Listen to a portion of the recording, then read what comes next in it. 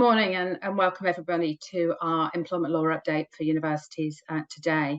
I'm Jane Byford. I'm a partner in the employment team and I head up our higher education practice at VWB. And with me today is Katie Hurst, who's a senior associate in the employment team who specialises in advising universities. So if we move on to what we're going to be covering today. Universities typically provide fairly generous family-friendly rights for their employees, way above the statutory minimum that needs to be required. But there are a number of changes that are due to come into force over the next few months at various stages. So we'll be telling you about those, and you may want to consider amending some of your family-friendly policies because of these new rights. So Katie's going to be dealing with that, and then I'll move on to deal with the rights that employees may have when they're undergoing fertility treatment, which is something that's coming up more and more often. And hopefully we'll leave plenty of time for questions at the end. So over to you, Katie. Thanks, Jane, and good morning, everybody. Thank you for joining us. As Jane mentioned, I'm going to talk about a number of family-friendly rights which are on the horizon. We've been expecting some of these changes for some time now.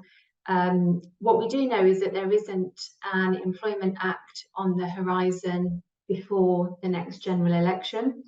And so what we do have at the moment are a number of private members' bills which have been supported by the government and which I'll talk through today.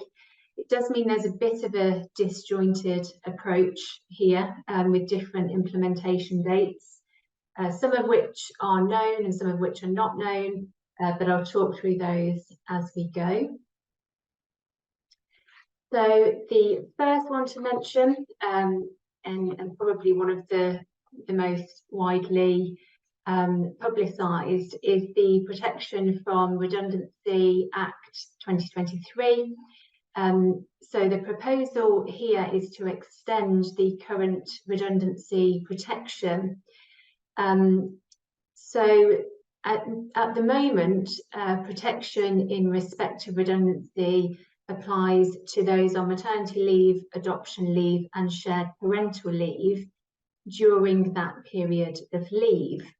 However, the proposal is to extend that so that the protected period will start, for the purposes of people going on maternity leave, it will start from the point that they notify the employer of their pregnancy.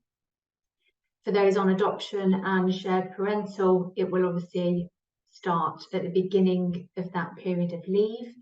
It will continue during the leave and it will extend for a further period of 6 months after the employee returns to work.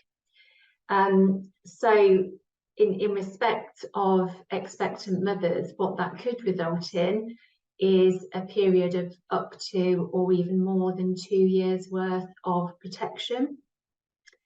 You may also find that expectant mothers may notify their employers of their pregnancies earlier to ensure that they have that protection, particularly if a redundancy situation arises or they're aware that there's going to be some sort of restructuring.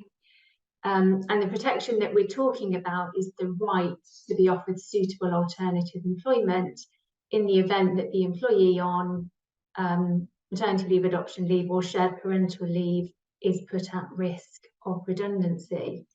So it's quite a significant extension in time to the current protection.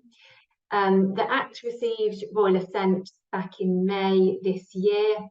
However, we don't yet have an implementation date for this. So that one remains to be seen. But in the meantime, universities might want to consider what amendments might be made to redundancy policies, redeployment policies, and so on to take account of the changes which will come in. So that's the first one. Moving on to the next one. The Neonatal Leave and Pay Act 2023. So this is a proposal to introduce up to 12 weeks leave for parents of babies who are admitted to hospital up to the age of 28 days, so within that first 28-day period, and who stay in hospital for at least 7 days. Some of the detail of this is yet to be known, but it's expected that that leave would be taken in one single block rather than over separate periods. And again, this right is in addition to other types of family-friendly rights, such as maternity and paternity leave. It's a day one right, so there's no qualifying period of service. However, we do expect that there will be a qualifying period of service to receive statutory pay. Again, statutory pay likely to be in line with other types of family leave. So an employee would need to have 26 weeks service in order to have a right to pay, but can obviously take the leave in any event, even if they don't have that qualifying service.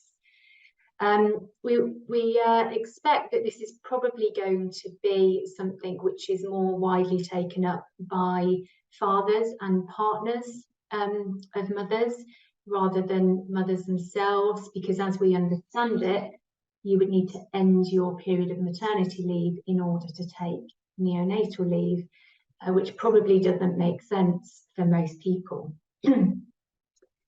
In terms of the notice requirements, again, that's yet to be known, but I would anticipate that it's going to be minimal notice, given that the nature of the leave is such that people would need to take it sort of immediately on notifying the employer.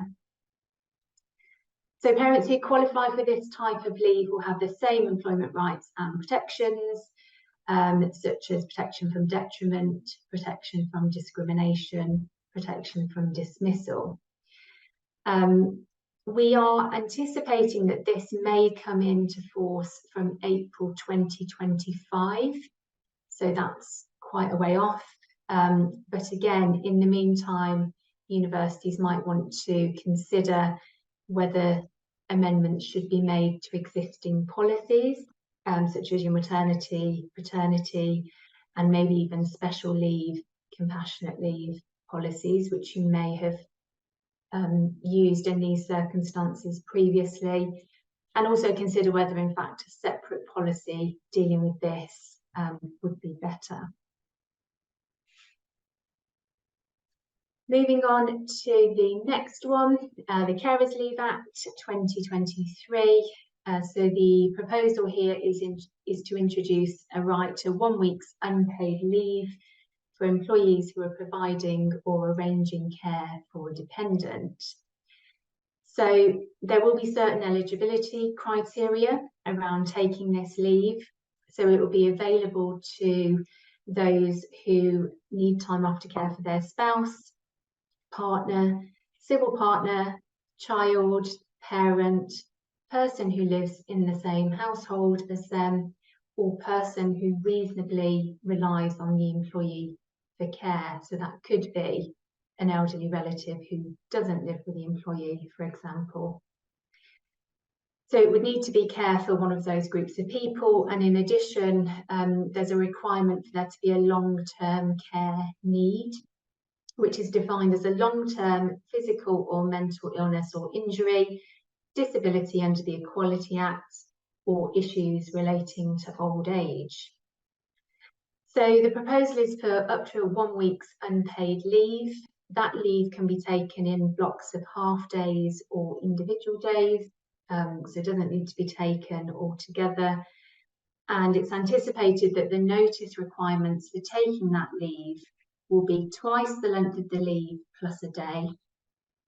So hopefully giving some reasonable opportunity for the employer to consider and put any arrangements in place.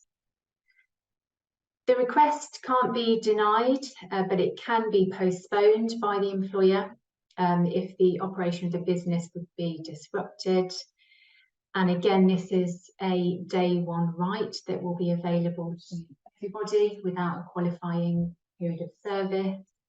And again, the protections will apply as they do with other types of family leave, so protection from dismissal, detriment and discrimination. The implementation date for this is yet to be announced, but we don't expect it to be before April of next year.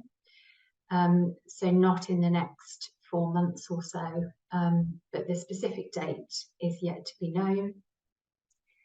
This might well be a popular right amongst employees. And again, universities might want to consider whether this is going to be a new policy or whether amendments are made to existing policies such as dependent leave, for example. Moving on to the next type of leave, the Employment Relations Flexible Working Act 2023. This is a proposal to make changes to the right to request flexible working, changes to the right to request, not the right to have. So again, there's still no automatic right to flexible working, but these proposals are extending the ability to make those requests. So at the moment, only one flexible working request can be made in any 12-month period, but the proposal here is that it will change to up to 2 requests in any 12-month period. The response time for employers to consider the request and respond is going to be reduced. So previously or currently 3 months, and it will be reduced to 2 months.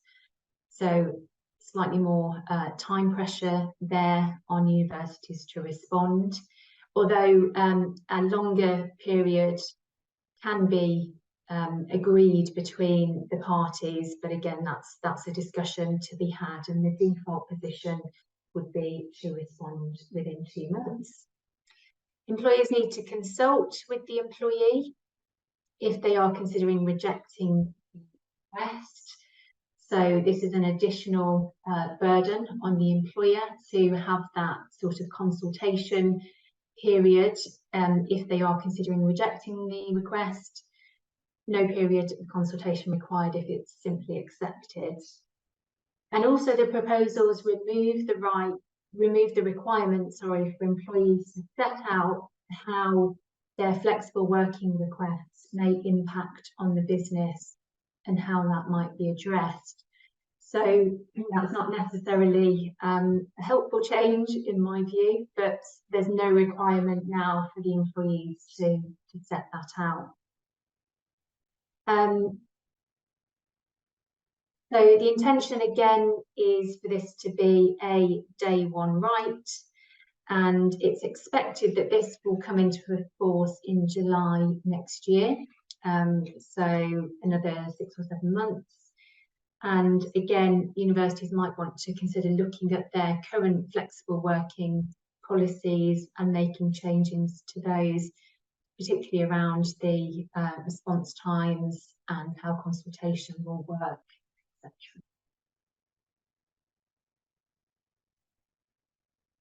And then moving on to the final one for me to talk about this morning, the Workers' Predictable Terms and Conditions Act 2023. So this is a proposal to introduce more certainty for those who have atypical working arrangements. So it's envisaged that this will apply to people who have no guaranteed work, but who are expected to be available to work at short notice. It will apply to workers and agency workers with the aim of encouraging them, discussing with employers how they can have a more fixed or predictable working pattern. So it's expected to apply to those who have a working pattern that lacks certainty in terms of either hours that they work, times they work, or if they were on a fixed term contract, of which many universities will have lots of people that fall into those categories. It is a similar regime to the right to request flexible working, and it's expected that there will be a 26-week service requirement in order for this to apply. Like with the previous slide, there is a limit on the number of applications that can be made for predictable working pattern, and it was 2 applications in 12 months. However, those 2 applications include any request for flexible working. So if somebody has made 2 flexible working requests already, then they've sort of exhausted their entitlement for that 12-month period. So it's an accumulation of any flexible working and predictable working requests. The decision on this one is shorter, decision to be given within 1 month of the request being made. So with the flexible working, it's 2 months, but with this, it's 1 month. And the employer can reject the request on a number of statutory grounds, as with flexible working. So that includes the burden of additional costs, inability to meet demand of customers, students, stakeholders, etc. The effect it might have on the ability to recruit staff. Insufficient work being available during the periods that the employee worker, agency worker is proposing to work, and any planned structural changes which might be in progress or on the horizon. If the request is granted, the new terms must be offered within 2 weeks. And we expect that it's going to be possible for claims to be brought on the basis of procedural failings or any detriment, and equally any dismissal as a result of having made such a request. So in relation to this particular right, there is currently an ACAS consultation underway that remains open until the 17th of January next year. And the detail that we can see of that at the moment are that it makes a number of proposals for how employers might deal with these types of requests. It is similar to that for making flexible working requests. So to mention some of those now, so the proposal to meet with the worker to discuss the request without unreasonable delay. Allow the worker to be accompanied at that meeting, although we don't anticipate that that's going to be a statutory right, but a suggested good practice by ACAS. Inform the worker of the outcome within a reasonable time frame. If the request is rejected, the employer should set out the statutory reason for the request. There is going to be a suggested right of appeal. And interestingly, the proposal is that both the request itself and any appeal should be dealt with within the 1 month time frame. How that works in practice, I think, remains to be seen, but the indication from ACAS is that you have 1 month from the date that the request is made to deal both with the request and the appeal. And again, where the request is accepted, that the new contract is to be issued within 2 weeks. So we anticipate that this may come into effect from September of next year. So still a little way off, but again, this is something which universities in particular will want to start thinking about, given the types of individuals and contracts that it uses. However, as we are awaiting that ACAS guidance, it's probably best to hold off until that consultation is complete and guidance is issued before making any significant changes. But it would probably be pertinent to start thinking about the groups of employees to which this new right might apply. So that was the end of the section on the family changes on the horizon, and I will hand over to Jane. Thank you very much, Katie. So I'm going to move on to look at employment rights that employees who are undergoing fertility treatment have. And it's actually a much more prevalent issue in the workplace than perhaps a lot of employers realise. The World Health Organization estimates that 1 in 6 people globally are affected by infertility. And the Human Fertilisation and Embryology Authority says that 60,000 people use fertility services annually. So it is quite a far-reaching issue. But not all employees have a terribly positive experience of going through fertility issues when at work. And over a third of employees undergoing fertility treatment have considered leaving their jobs. Also, 55% of employees who are struggling with fertility issues or undergoing fertility treatment don't believe that their employer has been supportive of them. So not a terribly great situation. But of those who do, employers are supportive of them, it has been found to help with recruitment and retention of employees. So it is an issue that's worth thinking about. There are various forms of fertility treatment. It can be expensive if it's not available on the NHS. Success rates can vary. There can be several rounds or cycles. So this can be an ongoing issue for several months or several years. Today I want to just look at 4 areas in relation to fertility treatment. Requests for time off work to undergo fertility treatment. How people might be protected by the discrimination legislation when they're undergoing fertility treatment, whether you should implement a policy, and if so, what that might contain, and then there's just some other guidance and issues to think about. But before I go on to deal with that, I just want to do a quick poll. If we can move on to the next slide, please. I want to ask you whether you have a fertility policy in place.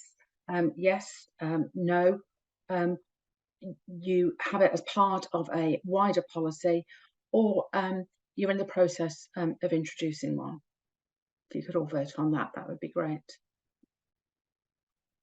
It's looking like a lot of you don't. 47% don't have a fertility policy at the moment, and some of you are dealing with it as part of a wider policy as well. Okay, so that's interesting. Because CIPD says that 27% of employers do have either a standalone fertility policy or it's part of a wider policy. And what we're seeing is increasingly that employers are introducing them. So what rights do employees have to time off for fertility treatment? Well, there's no legal right to time off work to undergo fertility treatment or to accompany someone who is undergoing fertility treatment. But if someone's denied time off work, there may be a possible discrimination angle to it, particularly on the grounds of sex. So if a woman asks for time off for fertility treatment, and can argue that she'd be treated less favourably than a man in a similar situation, that could be direct discrimination. So, for example, if a woman is refused time off for IVF treatment, but a man is allowed time off to undergo an elective medical procedure, then that could be direct discrimination. There's also the possibility of indirect discrimination. Typically, women undergoing fertility treatment require more time off than men. So if a woman is absent as a result of fertility treatment and actions taken by an employer in relation to that absence because of taking sick leave, then that could amount to indirect discrimination. So you need to be careful if you've got a blanket policy that applies for sickness management and so on, that it might be sex discrimination if actually the reason that indirect sex discrimination if the reason the woman is absent is due to fertility treatment. The ACAS guidance on its website for time off work for parents suggests treating absence for fertility treatment and related absence the same way as medical appointments or sickness absence, but of course says that such absence ought to be treated sympathetically. In practice, I think what we see is a variety of different types of leave being used either on their own or in combination. So perhaps flexible working, allowing for some flexibility while the treatment's being undergone, perhaps some sick leave, perhaps some absence leave, perhaps some unpaid leave. Some employers do provide for paid and unpaid time off for a certain number of days per annum, for example, for fertility treatment, and that is becoming increasingly the case. So if we move on to the next slide, how does discrimination law protect employees undergoing fertility treatment? Just a bit of delay, there we go. Okay, well, infertility isn't one of the protected characteristics under the Equality Act, but other protected characteristics are really relevant here. The first is pregnancy and maternity, and there's a difference here in the treatment under case law, so that prior to the transfer of an embryo to the uterus, a woman isn't deemed to be pregnant. So the pregnancy and maternity provisions and protection don't apply at that stage. But as soon as the embryo is transferred into the uterus, a woman is considered pregnant, and she has the same protection as any other woman who's pregnant in relation to pregnancy and maternity discrimination. Now, it may be that that embryo transfer isn't successful, and if it's unsuccessful, then the protected period for pregnancy and maternity leave discrimination ends 2 weeks after the end of the pregnancy. So it starts at the point that the embryo is transferred, and it ends 2 weeks after the end of the pregnancy. So that's the first type of protection that might be available to a woman undergoing fertility treatment. The second is sex discrimination, and I've already mentioned treating a woman less favourably because she's undergoing fertility treatment than you treat a man who was perhaps undergoing an elective surgical treatment could amount to direct discrimination. And dealing with somebody who has a fertility-related absence, particularly a woman who has a fertility-related absence, could amount to indirect discrimination. You need to be careful that any treatment is justified. Disability discrimination can also come into this. If someone's got an underlying condition that affects their fertility, that may be a disability under the Equality Act. So, for example, in some circumstances, somebody with endometriosis, that may amount to a disability and qualify for disability protection under the Equality Act. Other protected characteristics can be relevant. So, for example, age may be relevant if we're talking about fertility treatment for older employees, and sexual orientation discrimination law may also be relevant to fertility treatment for same-sex couples. So just other potential protected characteristics that come into this area. There's very little case law at the moment on fertility treatment and discrimination claims.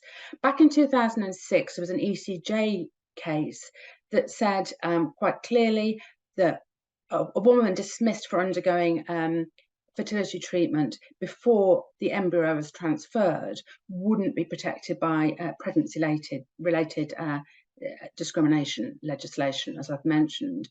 But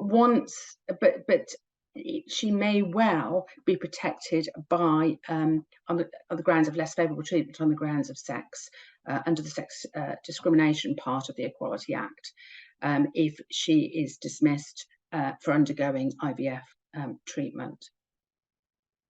There's also some issues with timing. So sometimes people will undergo fertility treatment not in relation to an immediate transfer of an embryo, that they want to perhaps freeze eggs, etc., for use later on. The case of Sahota in the Home Office in 2009 said actually the protection is only there under the Sex Discrimination Act if the embryo is going to be implanted immediately or within a few days. It's not for longer term fertility treatment, for example, like I say, if eggs are frozen. In relation to all the case law and all these situations, it's very fact sensitive. So it's not always going to be the case that it's less favourable treatment of a woman on the grounds of sex if she's treated differently in relation to fertility treatment. It all depends on the particular facts of the case, and the cases are very fact sensitive. But I think what's important is being aware of these issues and how they may arise in practice. So if we move on to the next slide, so 47% of you don't have a fertility policy of any kind.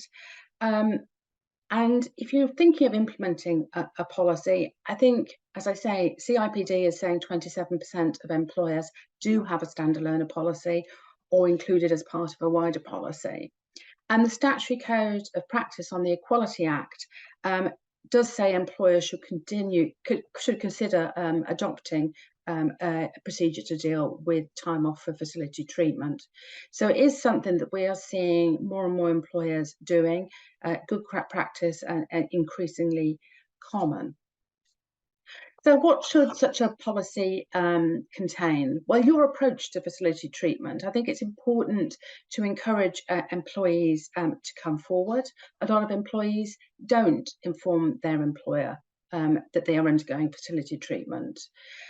If you don't know, you can't support people. So it's that approach and being aware of what treatments are available.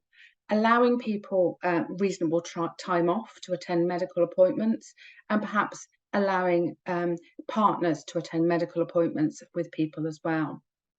You may want to introduce a number of days, either paid or unpaid, for fertility treatment each year. You may want a minimum period of service in relation to that or other conditions, but certainly something we have seen some employers adopting. Leave may be required at short notice, so flexibility in these issues is important. Although you may provide for a certain period of paid or unpaid leave, you need to also think about what happens if an employee needs more time off. As I said at the start, people can go through a number of cycles before success or might not have success. So how are you going to deal with these? Are people going to have to take holiday, sickness absence, unpaid leave, or a combination of those? And there may need to be some flexibility whilst the fertility treatment is going on, perhaps some reasonable adjustments or just some flexible working. You may want to consider adopting a risk assessment in relation to fertility treatment and somebody having fertility treatment. And you're probably going to want to consider the side effects of that treatment, any sickness absence, and so on. In a lot of cases, fertility treatment isn't successful. And in a policy, you may want to be considering what happens then if something's unsuccessful. Are you going to allow somebody a period of compassionate leave, bereavement leave, special leave in those kind of circumstances? There's also likely to be a big overlap with your maternity and other family-friendly policies. So you may be thinking of introducing a fertility policy on its own, or it may be part of a much bigger suite of policies in relation to family-friendly issues. I think the key is being supportive here, being supportive as line managers, as HR, and also perhaps providing outside support when necessary, occupational health, employee assistance programs, etc. So we move on to the next slide and some other issues to think about. And there's three things I've identified here. CIPD has produced a guide for fertility challenges, investigations and treatment. And that's a guide to employers offering workplace support. It was published in May this year and is part of several things that have been published within the last 12 months or so. So I think it shows that these are issues that employers are thinking of in the workplace. The CIPD guide says that fertility struggles can be emotionally demanding, they can be socially challenging, they can be financially tough if people have to pay for this themselves, and they can have a big impact on mental health. The highs and lows of going through this kind of treatment really can take their toll. So it suggests that individuals need to have understanding employers who allow them to manage their work along at the same time as managing these kind of personal issues. And it highlights that supportive employers are likely to find it easier to recruit and retain talented people. So CRPD recommends 5 areas of good practice. The first is education, sort of awareness raising amongst your staff on fertility issues and challenges, so that if one of their colleagues is undergoing fertility treatment, they're aware of what that might involve and the implications it might have. Having an open, inclusive and supportive culture in the workplace is really important, so that those who need support do come forward. And a framework of support, whether that's a written policy or management guidance, so that it's clear what a support is available. It says that absence should be managed with compassion, clarity and flexibility. And the 5th strand is equipping line managers with the appropriate tools and guidance so they can provide support to people who are working with them during fertility treatment. The second issue you might want to think about is signing up to the Fertility Workplace Pledge. You can become an ambassador by signing up to the pledge, and that has 4 steps that it recommends. So accessible information, so again, a policy to create that open culture free of stigma, ensure people feel comfortable about coming forward and preventing your best talent from leaving. Awareness in the workplace, having open conversations and making people aware of the available support. Staff training, particularly for line managers, so they're aware of the physical, mental and financial impacts of fertility treatment and how they can support employees going through that. And finally, flexible working, giving employees the right to request flexible working, reasonable work adjustments and time off to attend appointments. So those are 2 very good areas to think about, and the guidance there is very useful if you are thinking of introducing a policy. However, the Fawcett guidance, which was issued in September of this year, does highlight some bad practice and how some employees are unwilling to talk to employers about things. So their survey said that 68% of employees undergoing fertility treatment didn't tell HR they were doing so. 59% of employees undergoing fertility treatment didn't tell their line manager. 43% experienced negative comments at work, and 19% resigned whilst undergoing fertility treatment. So that's quite a high number, 1 in 5 people resigning whilst undergoing fertility treatment. So a bit of a talent loss there because people are going through this treatment and don't feel supported at work. On the plus side, though, positive side, 74% of those who received fertility support from their employer said it strengthened their loyalty to their employer. So it's obviously something that employees find really helpful and important. So the Forced Society guidance makes a number of recommendations. It again suggests a fertility policy or guide. It again suggests training for line managers. It suggests sensitive wellbeing initiatives, so things like mental health first aiders, counselling services, employee assistance programs. Also suggests highlighting in recruitment materials for fertility-friendly benefits in the hope of attracting people to your university. And suggests a culture of awareness raising, sensitive story sharing and peer support. So those are the issues that I wanted to cover today in relation to fertility treatment. Just want to share another poll slide with you and then we'll move on to deal with some questions. So just asking, this won't be shared with anybody else, if you'd like us to contact you to discuss any of the issues raised before. And it looks like that's the wrong poll coming up there. So Romany, if you could put the right poll up, that would be useful. Okay, Katie, I don't know if you've had a chance to look at the questions whilst I've been talking. Yes, we've got a few questions, so we can start going through those whilst the poll is running in the background, hopefully. So the first question was, can you clarify the impact of neonatal leave on maternity leave?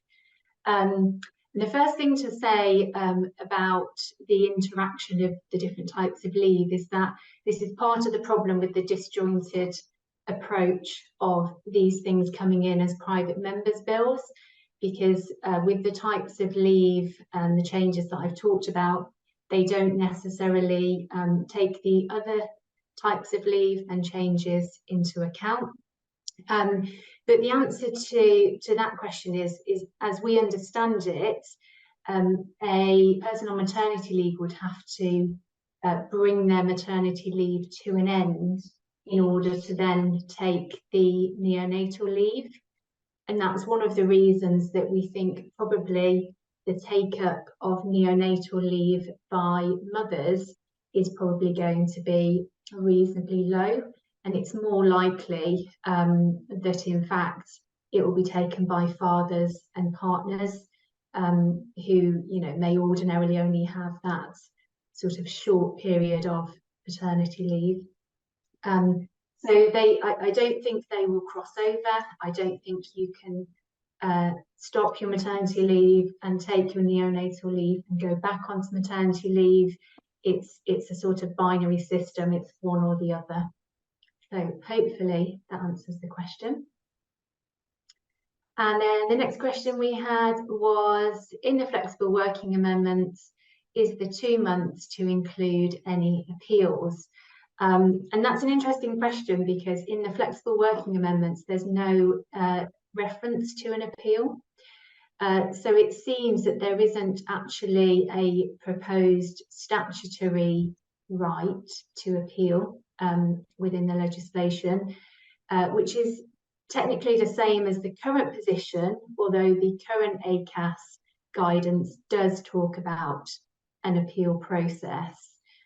So the answer is that I think the 2 months is just to deal with the request on the basis that the legislation doesn't envisage an appeal, but that probably appeals are good practice. This one is, I guess it's possible between now and the implementation that there's some ACAS guidance on it again, but I think it's 2 months to deal with the request, but probably an appeal is good practice. Don't know if you want to add to that, Jane. No, I think I agree with that. I think we're just going to have to wait and see when the further detail comes out. Yeah. Okay, and then another one in relation to predictable working is, do you think the right to request predictable working would apply to sessional academics? They've no guaranteed work, but are not expected to be available. Work is also planned ahead of time with clear work schedules. My view on that is that it could apply to them, because the aim of the changes is to apply to those who have unpredictable working patterns.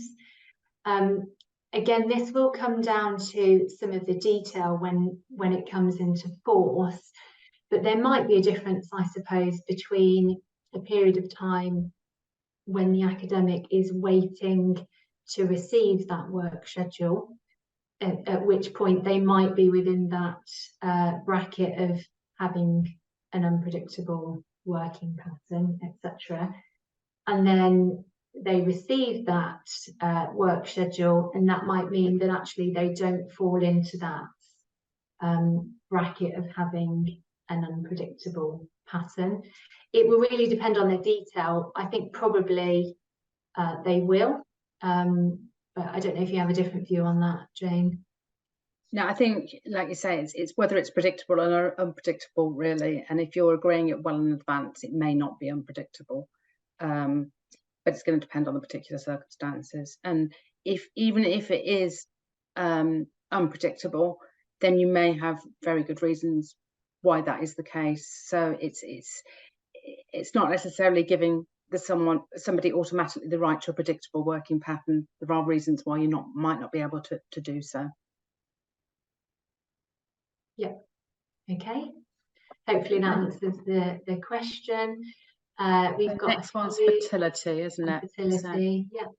We're receiving more requests for fertility treatment abroad. We've taken the same approach as though undergoing at home, but included holiday rather than paid time for the time treatment is not being undertaken. Is there anything else we should consider? I think if people are going abroad, then an element of it will be the travel there and so on. So I think using holiday for that is probably justifiable. But like you say, making sure that you treat people who are receiving treatment in the UK or abroad the same when they are actually undertaking that treatment.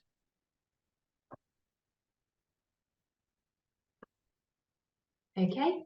The next one is a general question around impact. So we currently use casual and fixed term contracts a great deal. How will this impact that? So I think for casual workers and those on fixed term contracts, it is envisaged that they would fall into the category of staff who could make requests for predictable working patterns. So they would be entitled to make those requests. Again, there is a 26-week service precondition for making that request. So there is that caveat.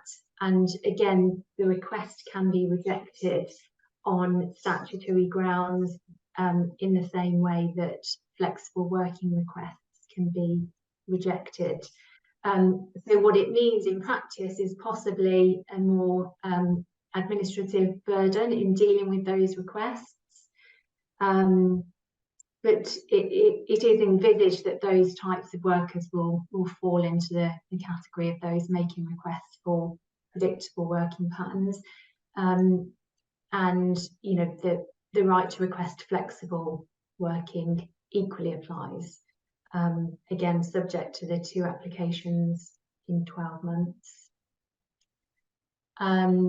So got another question around flexible working. So what is your recommended time period for employers to update their flexible working policies before it becomes legislation in July 2024? So I guess as soon as possible is best case scenario.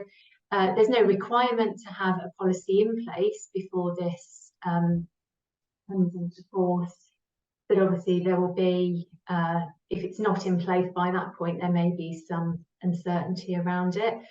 There may well be requirements to consult with unions, etc., around making changes or introducing new policies. So that, of course, will lengthen the period of time it takes to make any changes or bring any policies in. Again, there's no specific cut-off point, but I think best case scenario would be that that's in place probably by the end of June.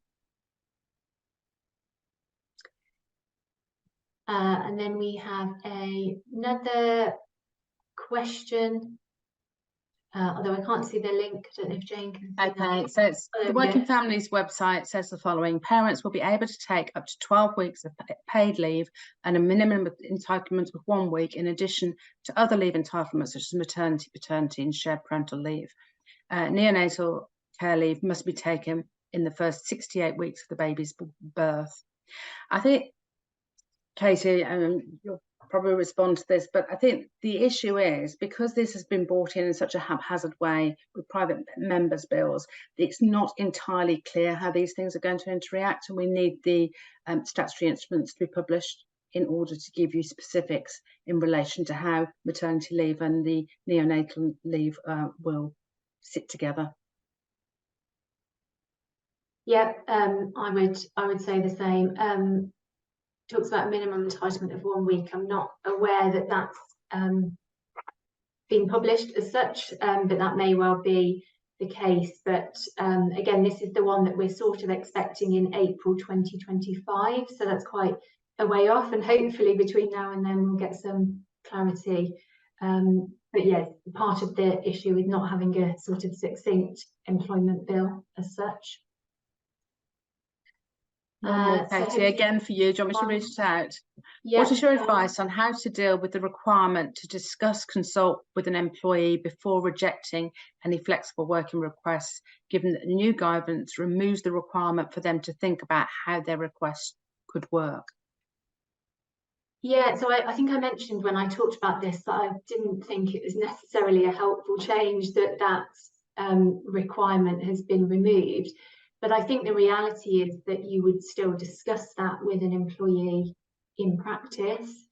And if it's the case that you're discussing it on the basis that you don't know if it can be accommodated, it would make sense, I think, for an employee to be able to explain the impact it might have and how the request could work. My view is that it might be something which is part of any internal policy, bearing in mind that setting that out by the employee is not a statutory requirement, but it might be something which you include in a policy as a sort of good practice, or, you know, we would encourage employees to set out how the request may impact the employer, etc. But of course not requiring them to strictly. But I think the reality is you will end up having those conversations anyway. I don't know if you want to add to that, Jane. No, I think that's right. Okay, I think we may have covered the questions. Anything else, of course, do let us know. And I think we've got a feedback poll which has hopefully popped up.